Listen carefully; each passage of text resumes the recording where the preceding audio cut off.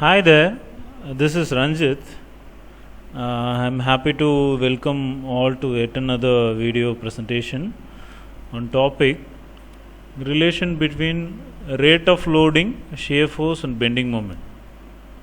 Again, this comes under the subject strength of materials.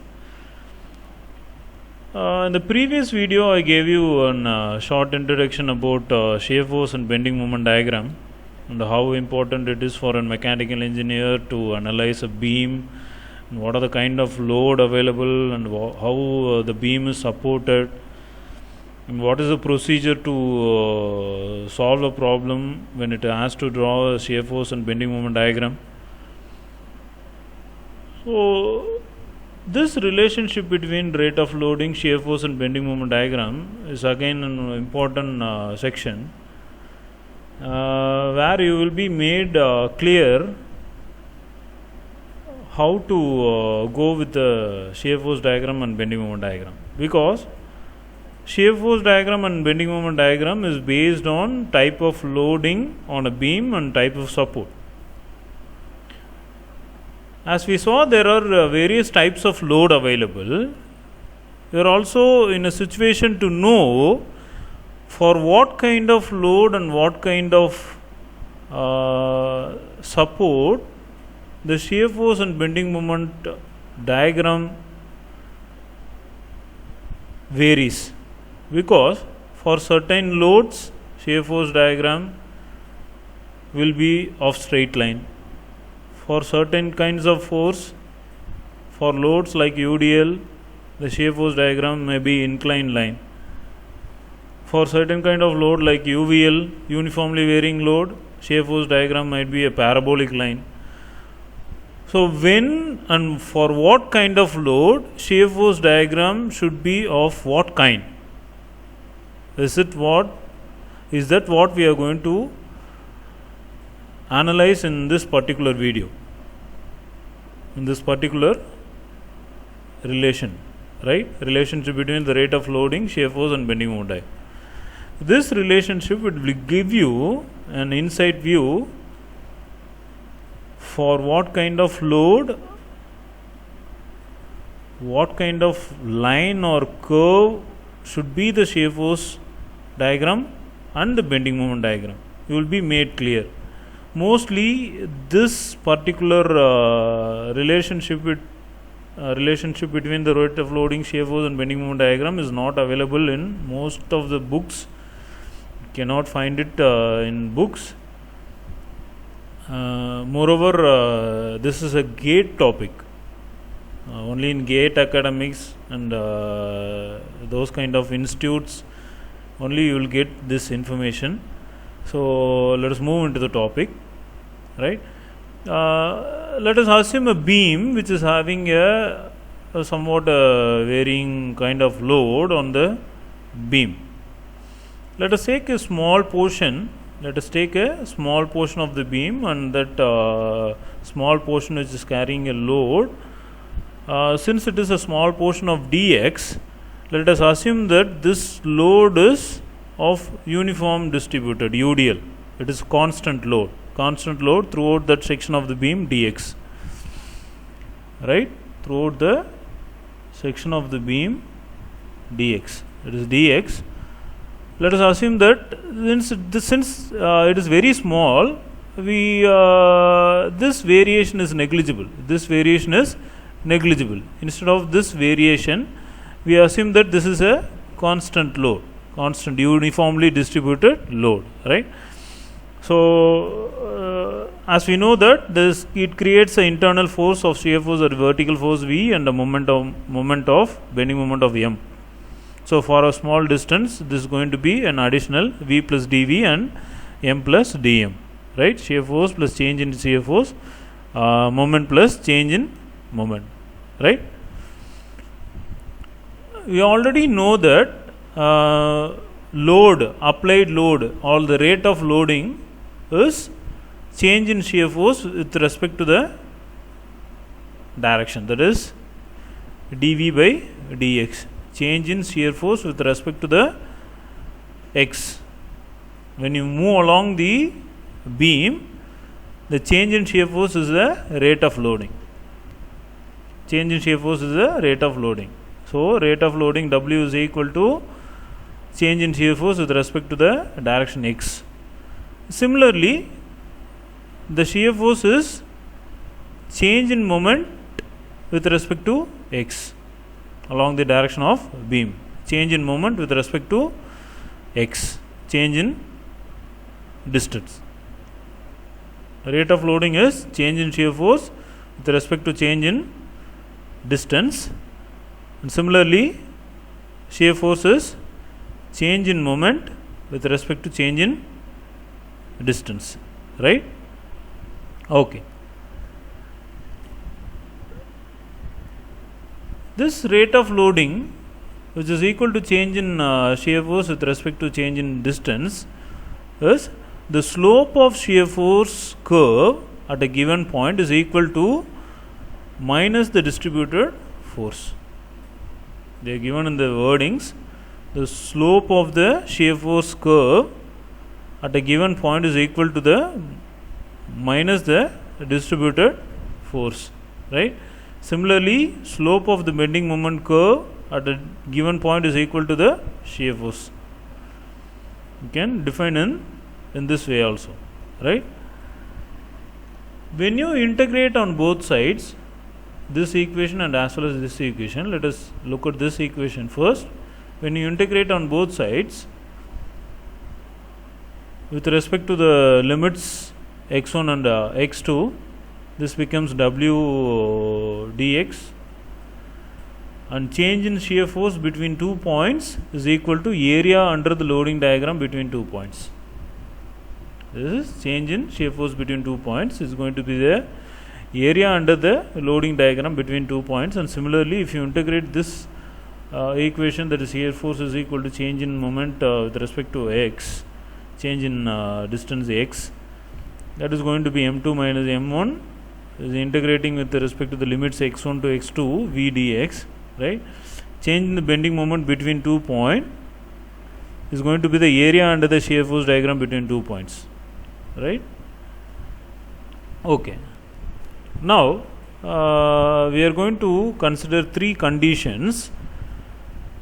We are going to consider three conditions where this rate of loading is going to be related with the shear force and bending moment. In order to know for what kind of loading, what kind of curve or line you are supposed to draw for shear force and bending moment, you will be made clear, which will help you when you solve a problem and when you go to the section of drawing shear force and bending moment diagram, because it is most important thing to know for what kind of load, what kind of curve you are supposed to draw. So let us move. Condition number 1, rate of loading, that is, take a beam, you have a point load, right? You have a point load. In between these 2 point load, there is no load, no rate of loading between 2 point loads. The rate of loading is continuous. Rate of loading means continuous loading. Rate of loading. The rate of loading between these 2 point load is 0. There is no rate of loading between these 2 point loads. It is concentrated at this point and this is concentrated at this point. Between these 2 points, there is no rate of loading, there is no continuous loading. Hence, the rate of loading for this type of this condition is W is equal to 0. Therefore, how the shear force will be, that we are going to see now. As we know, W equal to 0, from this, the rate of loading W is equal to 0. We already know that W is equal to dV by dx. Applying that here, we know W is equal to dV by dx. We know W equal to 0. Substituting this here, it becomes dV by dx is equal to 0. Let us keep this as equation 1. Integrating the above equation, we get, integrating this equation, right? So integrating this on both sides, right, this becomes v and this becomes constant. Integrate 0 with respect to x, integrate 0, let 0 be the constant, so it becomes constant, or v is equal to constant.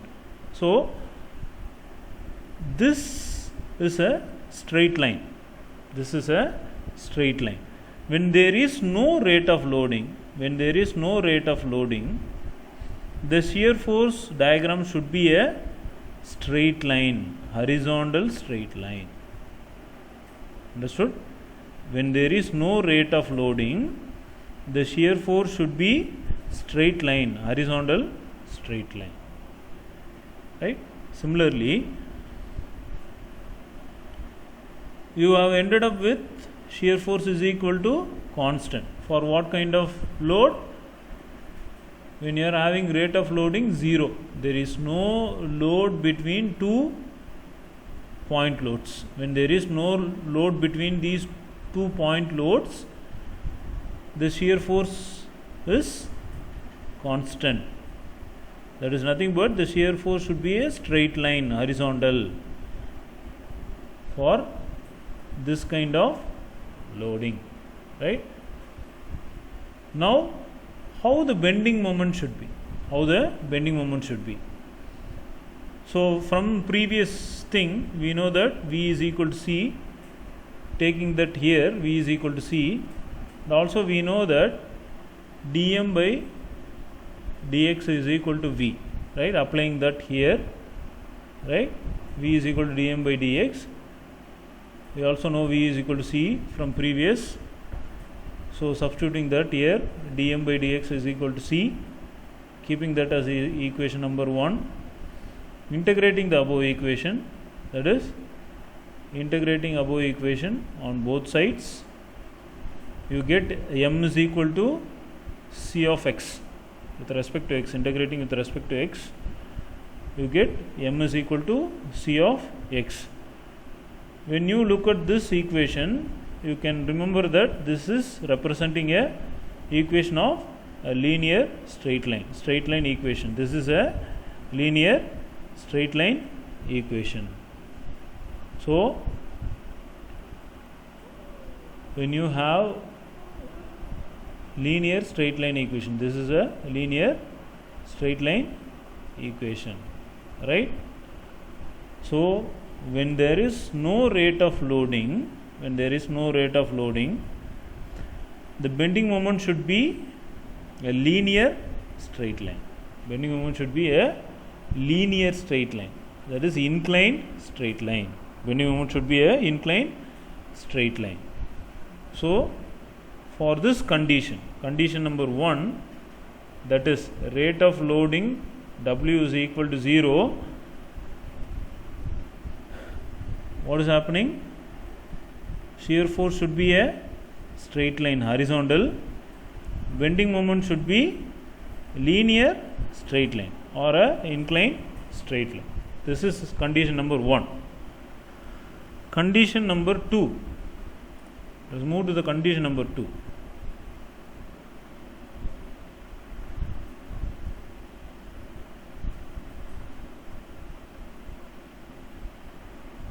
Right. Let us move to the condition number. Okay, let us see condition number 2. Condition number 2 is rate of loading W equal to C. So if you look at this beam diagram, the rate of loading is continuous and constant, right? So hence W is equal to C. C here denotes the constant rate of loading. So therefore W equal to C. How the shear force should know that, right? In case if the constant load is applied, how the shear force diagram should be. So to know that, we are supposed to solve W is equal to C. We also know that W equal to dV by dx. Substituting that C here, dV by dx is equal to C. Now integrating on both sides, right? Integrating on both sides, you will get V equal to C of x. V equal to C of x. This is a linear straight line equation. So linear straight line in the sense it should be of a inclined line kind, right? So hence we conclude that when there is a constant rate of loading, the shear force should be a linear straight line equation. Shear force should be a linear straight line equation. How about the bending moment? From the previous shear force equation, we got V is equal to C of x, right? Here it is, V equal to C of x. We use that. We also know that V is equal to dm by dx, right? So substituting that V equal to C of x here, we get dm by dx is equal to C of x. Dm by dx equal to C of x. Now integrating on both sides, we get m is equal to C of x square. Integrating on both sides with respect to x. So we get m is equal to C of x square. If you look at this equation represents a parabolic equation. Hence, we can conclude that when there is a constant rate of loading, the bending moment should be a parabolic curve. So, altogether we can conclude that for condition 2, the rate of loading, when the rate of loading is constant, shear force should be a linear straight line. Bending moment should be a parabolic curve, right? So moving on to the condition 3, right? This is condition 3. Moving on to the condition 3, the rate of loading W is equal to UVL, that is uniformly varying load. That is, W is directly proportional to x. As we move along the direction of x, when you increase the distance, the load is also going to increase. So for example, if you are going to move, if suppose this is a point where x is equal to 0, if you are going to move along this direction, W is 0 at this point, and we move along this direction, W is going to keep on increase to the maximum, right? W is equal to max.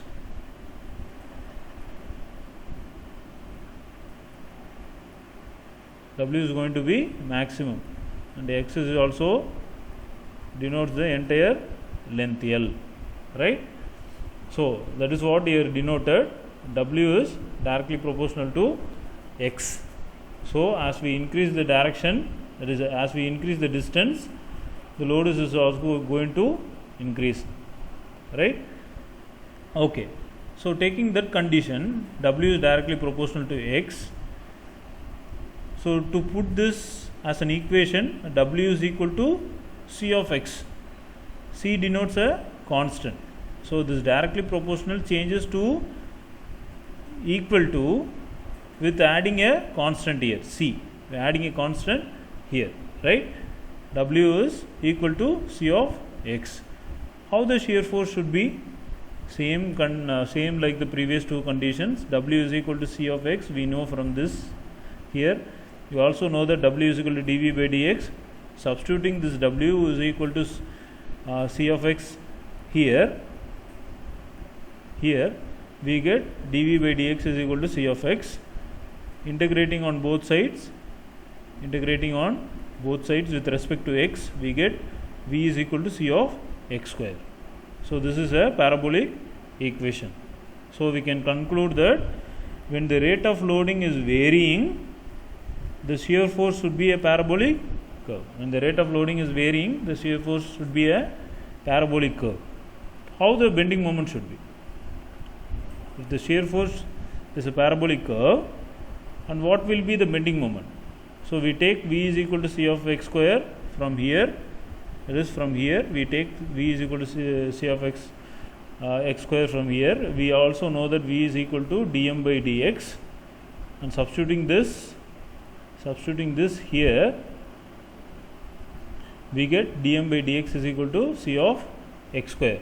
Now integrating on both sides with respect to x, we get m is equal to c of x cube. Now this equation represents a cubic parabolic equation. This represents a cubic parabolic equation. So therefore we can conclude that when there is a varying rate of loading, the bending moment should be a cubic parabolic curve, right? So altogether we can conclude that when the rate of loading UVL, when the rate of loading is of a kind UVL, that is W is directly proportional to X, we can say that shear force should be a parabolic curve and your bending moment should be a cubic parabolic curve. Okay, so this is a maximum type that is available with which we can solve any kind of problem, right? So it is very important to know the relationship between the rate of loading, shear force and bending moment diagram, to know for what kind of load what kind of curve should be drawn in shear force and bending moment diagram. It is most important thing you should know, right? So with this I will end this video, and the next video you will see a problem. We have saw the introduction, we have saw the relationship between shear force, rate of loading and bending moment diagram. It is now left with us to solve the problem, right? Meet you soon in the next video. Thank you.